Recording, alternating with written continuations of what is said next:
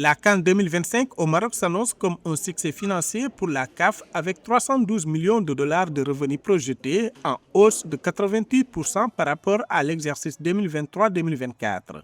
Cependant, une crise éclate avec les diffuseurs africains suite à la restriction imposée par New World TV, limitant l'accès gratuit à seulement 32 matchs sur 52. Lors de l'Assemblée générale de l'UAR à Banjul du 14 au 17 avril 2026, les chaînes nationales ont dénoncé un modèle déconnecté des réalités du continent.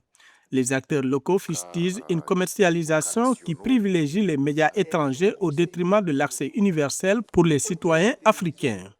L'UAR appelle désormais à une union sacrée pour renégocier les futurs contrats et protéger la souveraineté audiovisuelle du football africain. L'expert en marketing TV, Abdelmounem Ba, explique ce mécanisme de commercialisation par des intermédiaires.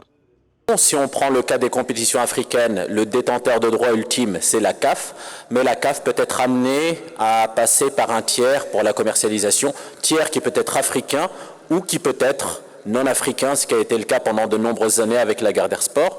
Dans le cas de la FIFA, c'est l'instance internationale du football, donc on ne peut pas vraiment dire qu'ils sont suisses, ils représentent le football mondial, mais là aussi c'est pareil, ils sont souvent amenés à passer par des tiers pour la commercialisation. Face à ce qu'il qualifie de fuite de valeur, Pape Alé Niang, directeur général de la radio-télévision du Sénégal, prône l'union sacrée. Le maître mot, c'est l'unité.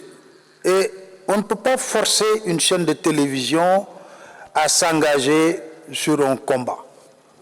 Mais quand même, les chaînes de télévision qui manifestent la volonté de s'unir, je pense que nous pouvons leur offrir cette plateforme qu'est l'UAR. Un sentiment partagé par Chokri Ben Nasser, président directeur général de la télévision tunisienne, qui appelle à une action collective pour protéger l'action des citoyens. Autre chose, l'UAR pourrait nous aider non seulement à parler d'une seule voix, mais aussi à négocier avec la FIFA pour le futur. Alors que la CAN 2027 et le Mondial 2026 se profilent à l'horizon, la question de la souveraineté audiovisuelle africaine reste entière. Sans un front commun des télévisions du continent, le risque est de voir le piratage devenir l'unique recours pour des millions de fans exclus du direct.